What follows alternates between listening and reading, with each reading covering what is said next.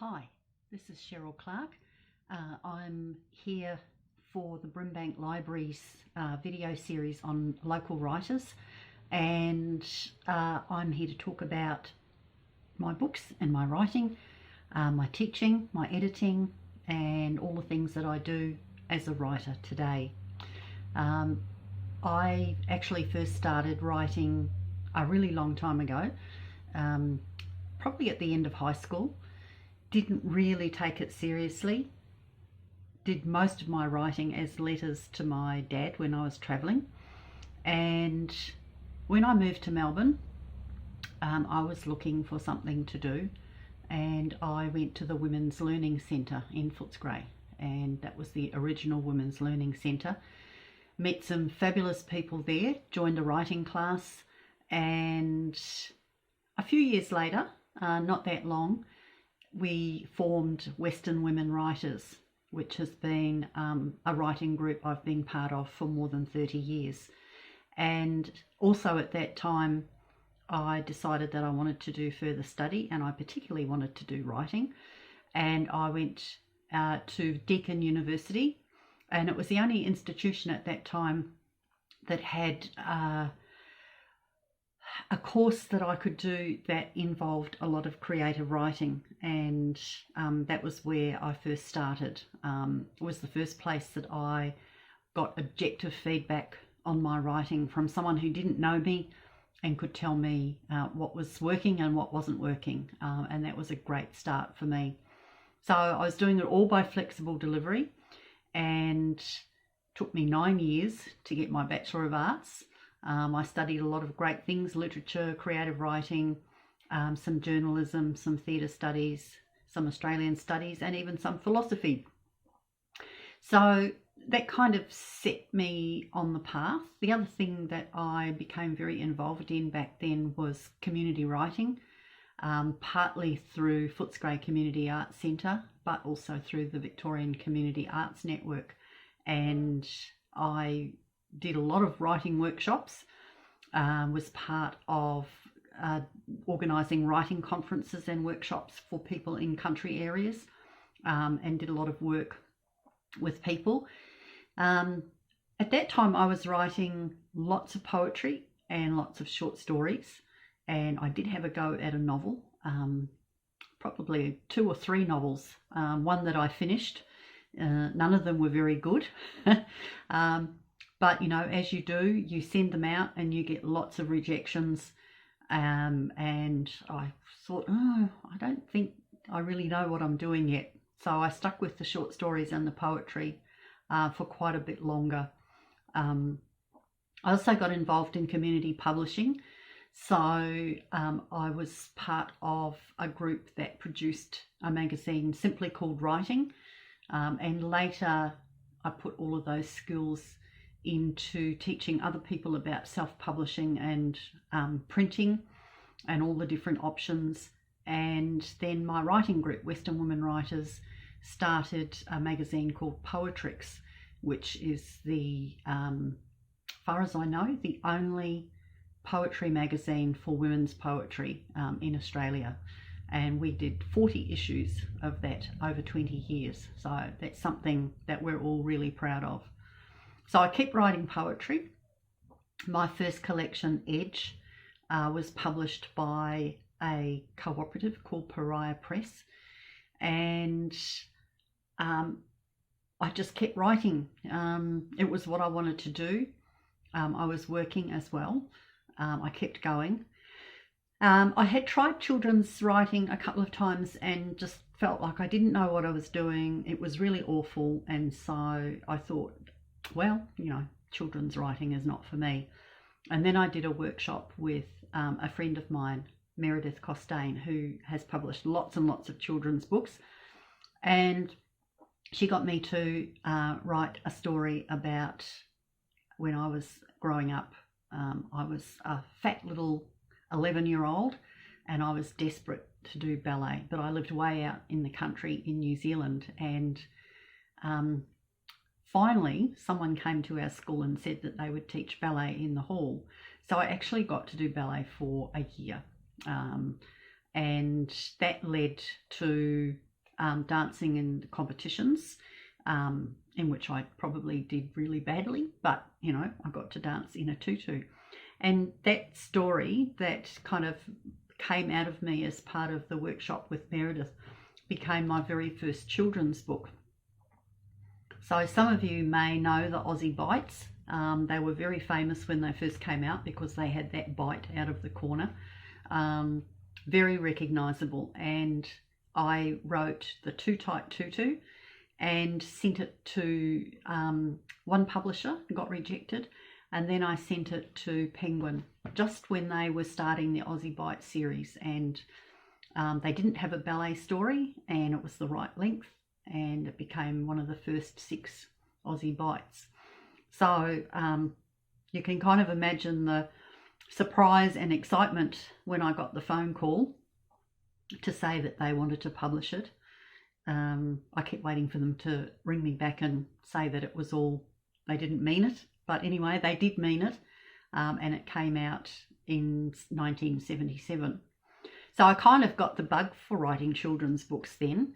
All of those years of writing short stories really helped because I wrote a lot of early chapter books, some for Penguin, but also for educational publishers such as Macmillan,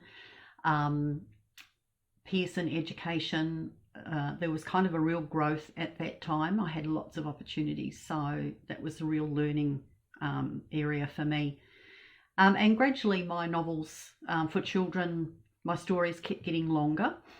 But then I also travelled and went to some residencies and conferences and discovered this thing called verse novels, which I wasn't really aware of. And a bunch of poems that I had written about growing up on the farm in New Zealand gradually became my first children's verse novel. So if you don't know what a verse novel is, it's basically a story told in poems. And so this is Farm Kid, which came out in 2004. And if you look at the insides, you'll see it looks a bit different from what a normal children's book looks like. Plenty of white space, of course, which is good for children's books. And I was very fortunate that Farm Kid won the 2005 New South Wales Premier's Award. So when you're a writer, things like that make such a huge difference. They really give you a boost and give you that confidence to keep going. It's not a case where, you know, you get something published and then suddenly it's all rosy and nothing ever goes wrong again. You still keep getting rejections and still keep needing those confidence boosters. So that was a great one for me. I kept writing children's books. To date, I have 71 children's books published. Another couple coming out next year. One is a picture book and another one is a verse novel. I've written 5 verse novels now, so that will be number 5. And it's been published by the University of Queensland Press, and it's called Mina and the Whole Wide World. So I'm really hoping that that goes well. So probably one of the things that strikes me when I look back at my children's writing is my pirate obsession. So I found a story in the library one day about a pirate called Steve Bonnet, who was basically the most hopeless pirate who ever lived. He ran away from his wife. He bought a ship in the days when pirates were expected to steal them. He gathered up a crew and told them they were going to be a cargo ship. And then when they got out to sea, he said, guess what? We're pirates and we're going to become pirates. And if you don't want to be a pirate, you can get off at the next port. So most of them stayed with him, but he was really hopeless and only lasted just over a year. So that started my obsession with research and with pirates. And what happened after that was that I wrote this massive pirate novel, which was 120,000 words long. And that eventually became 90,000, then 80,000. It actually took 10 years of rewrites to get it down to the final published version, which was 62,000 words. So there's an awful lot of unused words in my computer, but it did start a whole thing for me with research and how much fun it is to find out all kinds of interesting things and weave them into great stories. So I also wrote a series of Aussie nibbles based on The Littlest Pirate, which stemmed from all my pirate research. But I have done other historical novels as well for children. So one of them was the Rose series, and Meet Rose is the first one of 4 books. And this is based around Federation. So when Penguin asked me to write the Rose books, and said it's in the 1900 to 1901 years, and you have to write about Federation. And I thought, what's Federation? I didn't really know. So I had to go and do lots of research on what Federation is and how it worked, the effect that it had on the country. But I also got to do lots of research on things like clothing and food, and transport. Found out all about Melbourne's trams, how they first started, and old maps of Melbourne and old houses. So lots and lots of amazing things to research. But I still needed to write a story that basically, is about an 11-year-old girl. And I thought, well, what's Federation got to do with Rose, really? And one of the things that I found in my research was that, in fact, that era was when the suffragettes in Melbourne were very active and campaigning for the vote. And so Rose ends up with an auntie who's a suffragette and who goes to lots of meetings and gets into lots of trouble and ends up in jail. And I was able to kind of have Rose influenced by her aunt and doing some outrageous things that girls of her age from wealthy families would not have been allowed to do. And one of those was playing cricket. That women didn't play cricket back then. There were a few country women's teams, but in the city, to play cricket was sometimes played in the schools, in the private schools, but that was about it. And so, of course, Rose, who'd always had a governess, then had to go to school and play cricket without telling her mum. So that was a lot of fun. During the time I was writing children's books, my first love, I have to say, is crime fiction. So I still read lots of crime fiction, and I had an idea for a crime novel that just wouldn't go away. And I had a notebook, and I had lots of things in my notebook. And round about 2008, I started writing a first draft of a novel. And it wasn't, like most of my novels, it wasn't very good, first off. And it had lots and lots of revisions over another 10-year period. Sometimes these things do take a long time. And finally, when I thought it was ready, I entered it in 2018 in the Crime Writers Association Debut Dagger Award, which the Crime Writers Association is in the UK. And what I really wanted was to be shortlisted, because then I would get feedback from the judges and I would get people to look at the manuscript. And I was very lucky that happened. And so, Trust Me, I'm Dead, which is set in the western suburbs of Melbourne, all sorts of places from Ascot Vale to Footscray to Braybrook to Williamstown, all kinds of places in the west pop up.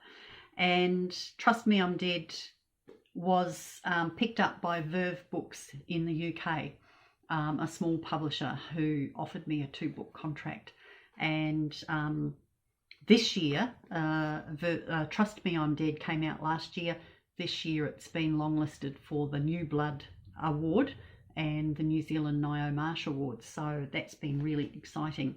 And the other thing that's happened this year, which is also really exciting, is that book 2, which is Dead and Gone, came out, which follows the same characters. And this time it takes place in the country up near Bendigo. And Dead and Gone at the moment is out as an ebook, coming out print copies available soon. Because of COVID-19, printing and freighting and all of those things have been delayed, and so people have read it mainly as an ebook. Probably people who wouldn't normally read ebooks, but they have this time because they didn't want to wait. I'm working on book 3 at the moment, so that's been it's been hard during lockdown, especially the first 2 or 3 months. I think a lot of people felt like that they were really struggling to feel inspired and to feel like writing mattered, particularly writing fiction. But I think we've all got a second wind now, so I know I have, and am feeling a lot more focused and a lot more creative, which is really good. So I'm still writing children's books. Funnily enough, I did write a children's murder mystery, just keeping the passion going. So Dying to Tell Me was originally published in America, and then I published it here 2 or 3 years ago, and that's for about 12 to 14-year-olds, that novel. Younger readers, if you are a good reader. And one of the main characters in that book is an ex-police dog called King. And again, research is so handy. So years ago I wrote an article about police dogs for a children's magazine, and I was able to use all of that research in that novel. So yes, you're writing fiction and you still need to do lots of research to get all the things right. I've been known to draw maps and draw house plans, and I always have to use calendars to keep track of what's happening on what day, otherwise I lose track. And I've found in the past I can have 2 Tuesdays and no Wednesday in a novel if I'm not careful. So these are all the tools that a writer uses just to keep focused and keep the details right. So I don't write outlines. I often do little diagrams of where I think the plot's going to go. I'm a very keen writer when it comes to structure. I like to make sure that the pace keeps going, that there's lots of action, and that the tension keeps rising. And I like the 3-act structure, so I like to be able to use that to pace my action. And I also do a lot of character work, so all of those things are great tools. So I taught professional writing and editing for 23 years, mostly at Victoria University Polytech. I've left there now. I'm now full-time freelancing, writing and editing. So I still spend a lot of time working on other people's manuscripts and helping them to improve their manuscripts, hopefully to publishable standard. So I see all kinds of things, from crime novels occasionally to historical novels and memoirs, short stories, poetry. People send me all kinds of things to work on with them. So that's been really good during lockdown as well, to be able to continue with that work. And I have people from Australia and America and the UK contacting me as well through my writing coach website. So yeah, that's basically what I've been doing. I love reading, so it's been great to catch up on a lot of crime novels, try new authors during lockdown, and get books from my library delivered to my house, which was very special, and use up all my book vouchers at the bookshop, and just generally enjoy the work of other writers that I really love. So hope that you have been able to make great use of your library. Anytime there's a book that you want, I'm sure that your library will have it for you. And if you like ebooks, they've got ebooks as well. So thanks to Brimbank Libraries for inviting me to pop in and tell you a bit about what I do, and happy reading. And if you're a writer, write well, write often, and enjoy. Thank you.